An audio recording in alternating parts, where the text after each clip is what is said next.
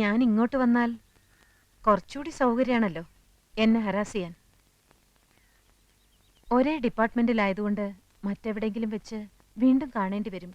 അപ്പോ അവിടെ ഈ പക കാണിക്കാതിരുന്നാൽ ഉപകാരമായിരിക്കും. ഇപ്പൊ ഇവിടെ വെച്ച് എല്ലാ ദേഷ്യം തീർത്തോളൂ. പുലികൾക്കിഷ്ടം ഇരയെ ഓടിച്ചിട്ട് പിടിച്ച് ആക്രമിച്ച് തിന്നുന്നതാണ്. ഓ, ഇതാര് ഉണ്ണി ആർച്ചയോ? ആർച്ചയുടെ നാവിന്നാണോ കീഴടങ്ങലിന്റെ ആ സ്വരം ഞാൻ കേട്ടത്? എന്തു പറ്റി ആർച്ചയെ ഊരിവാൾ ഇത്ര വട്ടം നുറയിലോട്ടിടാൻ? പിന്നെന്തുണ്ട് വിശേഷം? നേരാങ്ങള ആരോമൽ ചേകവർക്ക് സുഖമാണോ? ഭർത്താവ് കുഞ്ഞിരാമൻ ഇപ്പൊ എന്ത് ചെയ്യുന്നു? ഓ, ഞാൻ ഓർത്തില്ല. ആണിന്റെ തണൽ ഒതുങ്ങാത്ത ഉണ്ണി ആർച്ചയാണല്ലോ ഇത്. ഏതെങ്കിലും ഒരു ആണിനെ അനുസരിക്കാത്താണല്ലോ ഈ ആർച്ചയ്ക്ക് പറ്റിയ കുഴപ്പം. കൊച്ചേ, പാർലമെന്റിൽ സ്ത്രീകൾക്ക് 33 99% സംവരണം ഏർപ്പെടുത്തിയാലും ആണെപ്പോഴും ആണ് തന്നെ. അതോർത്തോളൂ. ഞങ്ങളോട് മതി. എന്ത് മതിയെന്ന്? വീട് തേടി വന്ന ഒരു സ്ത്രീയോട് ഇനിയും ഒറ്റ അടി വെച്ചെന്നാണല്ലോ എന്നെ പോലീസിൽ പിടിപ്പിക്കുകയും നിന്നെ ആഫീസിലിട്ട് പൂട്ടുകയും ചെയ്ത് ഇവളോട്. അതൊക്കെ കഴിഞ്ഞില്ലേ സാഗറെ? ഓ, കഴിഞ്ഞോ? ഞാനത് അറിഞ്ഞില്ല. രാമകൃഷ്ണ, നിന്റെ ഉള്ളിൽ ഒരു പെൺകോന്തൻ ഒളിഞ്ഞിരിപ്പുണ്ട്. എനിക്കത് മനസ്സിലാവും. പക്ഷെ സ്ത്രീ എന്റെ ആജന്മ ശത്രുവാണ്. ആ ശത്രുവിന്റെ മേൽ നിങ്ങൾ വിജയം നേടി കഴിഞ്ഞില്ലേ? എനിക്ക് വിജയിച്ച മാത്രം പോരാ, ശത്രുവിനെ കട്ടിച്ച് കേറി താണ്ടവ നൃത്തം ചെയ്യണം. എന്ത് വേണമെങ്കിലും ആകാം. പക്ഷെ ഉച്ചയ്ക്ക് മുമ്പ് ഞാൻ വീടൊഴിഞ്ഞു പോവും. എല്ലാം അതിനു മുമ്പായാ നന്ന്. ഇല്ല മാഡം, ഈ സാഗർ ഒരു പച്ച നിർത്തടാ. നീ എനിക്ക് സർട്ടിഫിക്കറ്റ് ആയിരുന്നോ? ഞാൻ പാവല്ല, ഞാൻ ഭയങ്കര വൃത്തിയായിട്ടവനാണ്. എല്ലാത്തിനും ഒരിക്കൽ കൂടി ഞാൻ ക്ഷമ ചോദിക്കുകയാണ്. അയ്യോ, അതൊന്നും സാരമില്ലെന്നേ. കാപ്പി കൂടി കഴിഞ്ഞില്ലെങ്കിൽ ഞാൻ ക്ഷണിക്കാം. നമുക്ക് സുഹൃത്തുക്കളായി പിരിയാം.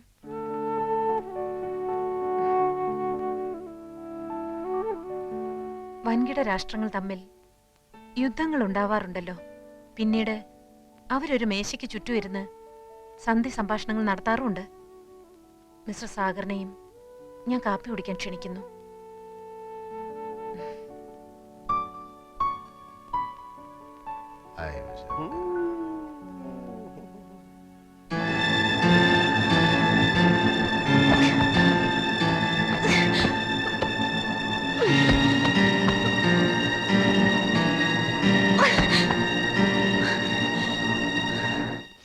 സാറേ, ദേ ആ സാറന്മാര്.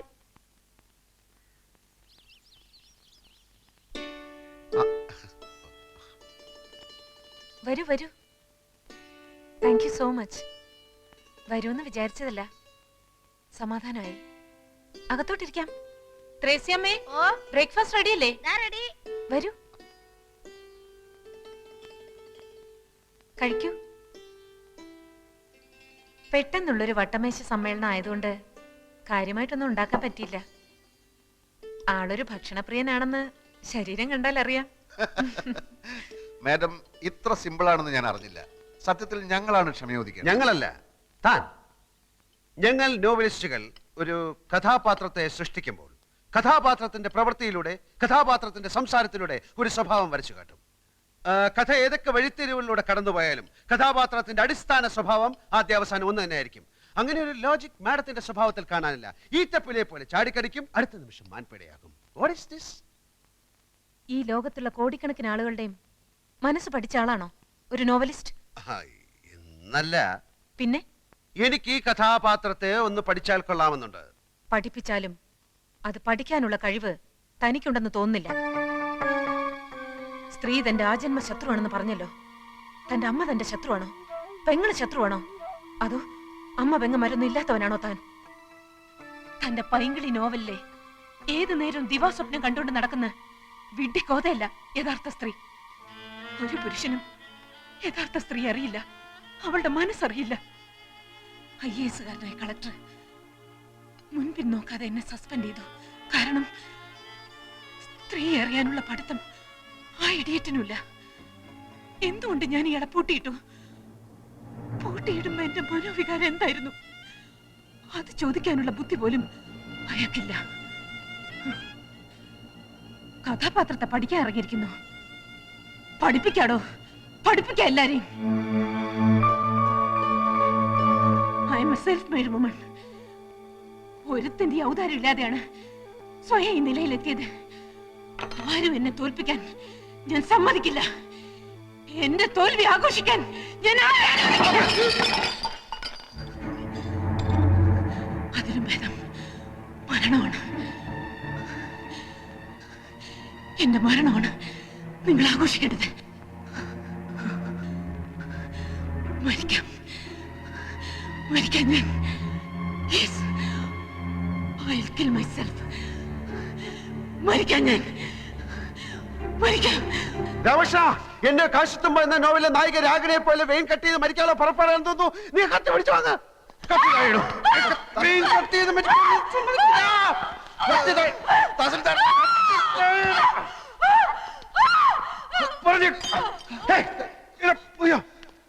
എന്റെ കർത്താവേ, തഹസിൽദാരെ ബലാത്സംഗം ചെയ്യുന്നേ.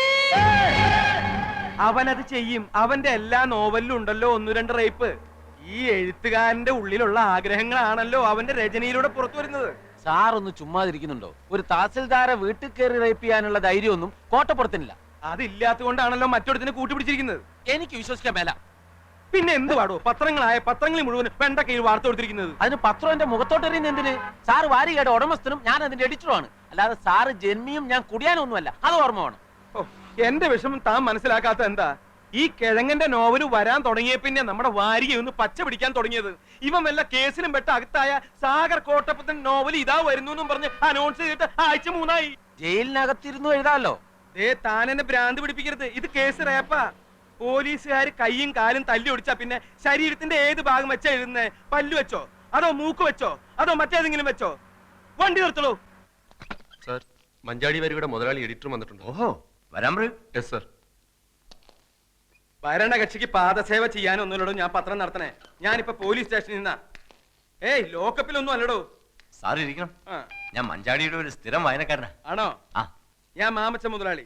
ഇതെന്താണ് സാർ സംഭവിച്ചത്? സാഗർ കോട്ടപ്പുറം ലോക്കപ്പിലാണോ? ആളിനെ ഇപ്പോ സർക്കിൾ ഓഫീസിലേക്ക് കൊണ്ടുപോയിരിക്കാം. എന്തിനെ? ഇൻട്രോഗേഷൻ. എന്താ പറഞ്ഞേ? ചോദ്യം ചെയ്യൽ. നമുക്ക് അയാളെ എത്രയും പെട്ടെന്ന് ജാമ്യത്തിനെടുക്കണല്ലോ. ഇനി കോടതിയിൽ നിന്ന് ജാമ്യം കിട്ടൂ. സാറിന് കാപ്പിയോ ചായയോ അത് തണുത്ത വല്ലതും? സദ്യ ഉണ്ണാൻ ഞാൻ വേറൊരു ദിവസം വരാം. ഇപ്പൊ എന്തെങ്കിലും അടിയന്തരമായി ചെയ്തേ പറ്റൂ. എന്റെ മഞ്ചാടി 3 ലക്ഷത്തിൽ നിന്ന് ഒറ്റയടിക്ക് 6 ലക്ഷമാക്കിയതിൽ കോട്ടപ്പുറത്തിന്റെ പങ്ക് ചില്ലറയൊന്നും അല്ല. സാർ, ഈ റേപ്പ് ചെയ്യപ്പെട്ടു എന്ന് പറയുന്ന തഹസീൽദാരുടെ നാവിൻതുമ്പത്ത കോട്ടപ്പുറത്തിന്റെ ഭാവി. പെണ്ണുങ്ങൾക്കാണല്ലോ ഇപ്പൊ നിയമത്തിന്റെ എല്ലാ സംരക്ഷണവും. കോട്ടപ്പുറം സാറും തഹസീൽദാരും തമ്മിൽ നേരത്തെ ഒരു വടംവലി ഉണ്ടായിരുന്നു. അതിന്റെ പ്രതികാരമാവാനും മതി. എന്തായാലും സാർ ഈ തഹസീൽദാരെ ഒന്ന് കണ്ട് ഒരു അമിക്കബിൾ സെറ്റിൽമെന്റ് ശ്രമിക്കുന്നതാ ബുദ്ധി. എന്റെ അനുവാദം ഇല്ലാതെ എന്റെ വീട്ടിൽ കയറിയവനൊക്കെ അതിന്റെ ഫലം അനുഭവിച്ചിട്ടുണ്ട്. ബഹുമാനപ്പെട്ട തഹസിൽദാർ, ഇതൊരു ജീവൻ മരണ പോരാട്ടമാണ്. ഉടൻ വരുന്നു. സാഗർ കോട്ടപ്പുറത്തിന്റെ പുതിയ നോവൽ എന്ന് പരസ്യം ചെയ്തിട്ട് ആഴ്ച 3 കഴിഞ്ഞു. ഞാൻ മാപ്പ് പറയാം, കാല് പിടിക്കാം. കോട്ടപ്പുറത്തിന്റെ പേരിലുള്ള കേസ് പിൻവലിക്കണം. ദയവ് ചെയ്ത് അയാളെ കഥ എഴുതാൻ അനുവദിക്കൂ. ഇനി ഒരിക്കലും അയാൾ കഥ എഴുതരുത്. മലയാള സാഹിത്യത്തിൽ മഞ്ചാടി എന്ന വാരികയ്ക്കും സാഗർ കോട്ടപ്പുറം എന്ന നോവലിസ്റ്റിനും ചവറ്റുകൊട്ടയിലാണ് സ്ഥാനം. 6 ലക്ഷമാണ് ഞങ്ങളുടെ സർക്കുലേഷൻ. അതിൽ കൂടുതൽ സർക്കുലേഷനുള്ള ചവറുകൾ വേറെയുണ്ട്. യഥാർത്ഥത്തിൽ കോട്ടപ്പുറം നിങ്ങൾ റേപ്പ് ചെയ്തോ? Get out. I said get out.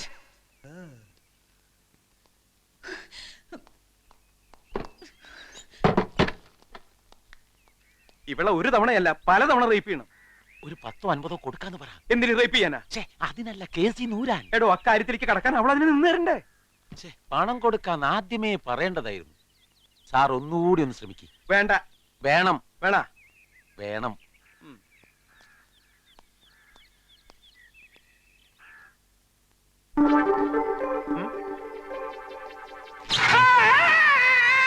സാറേ,